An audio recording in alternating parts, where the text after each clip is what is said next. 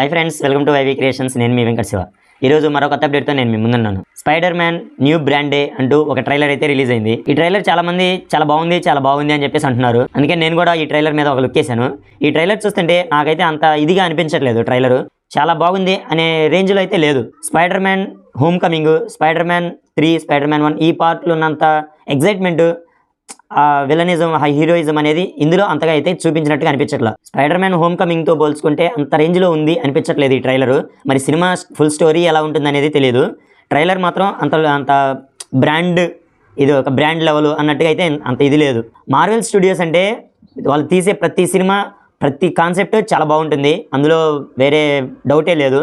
Marvel studios తీసే ప్రతి cinema, ప్రతి స్టోరీ ఎక్సలెంట్గా ఉంటుంది. అందుకే ఇది ఒక బ్రాండ్ మార్క్గా అయిపోయింది మార్వెల్ స్టూడియోస్ అనేది. ప్రీవియస్గా స్పైడర్ మ్యాన్ సిరీస్ని ఎక్కడితో క్లోజ్ చేశాడో సేమ్ అక్కడి నుంచే కంటిన్యూషన్ అయితే మొదలవుతుంది ఇది స్టోరీ. డాక్టర్ స్ట్రేంజ్ని అడుగుతాడు, నేను పీటర్ పార్కర్గా అందరికీ తెలుసు, అందరికీ ఒక స్పెల్ అనేది క్యాష్ చెయ్యి నన్ను మర్చిపోయేలాగా అని చెప్పేసి అంటాడు.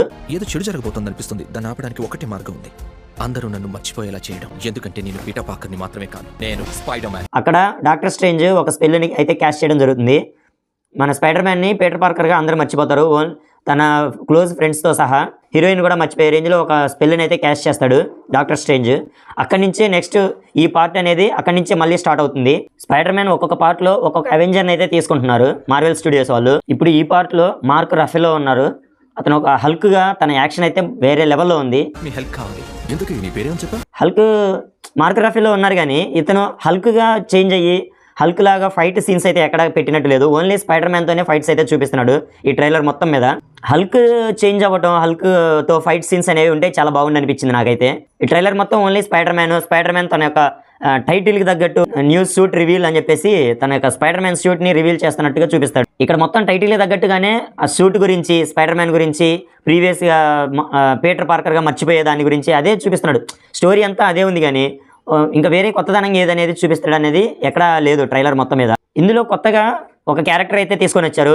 స్ట్రేంజర్ థింగ్స్లో యాక్ట్ చేసిన సేడీ సింగ్స్ని తీసుకొచ్చారు. ఈ క్యారెక్టర్ని కొత్తగా యాడ్ చేశారు. ప్రీవియస్ హీరోయిన్ పీటర్ పార్కర్ని మర్చిపోవడంతో ఈ సేడీ సింగ్స్ని మెయిన్ రోల్లో, మెయిన్ క్యారెక్టర్గా చూపించబోతున్నారు అన్నట్టుగా ఉంది ఈ ట్రైలర్లో. ఈ సేడీ సింగ్స్ మెయిన్ హీరోయిన్ అవుతుందా లేకపోతే ఏందనేది చూడాలి. సేడీ సింగ్స్ యాక్షన్ అయితే చాలా బాగుంటుంది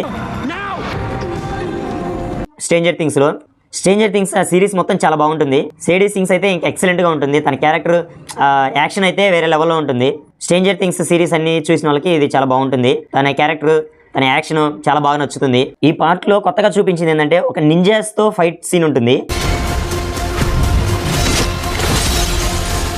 నింజాస్ని కూడా ఇంక్లూడ్ చేసి ఇందులో ఒక ఫైట్ సీన్ అయితే పెడతాడు.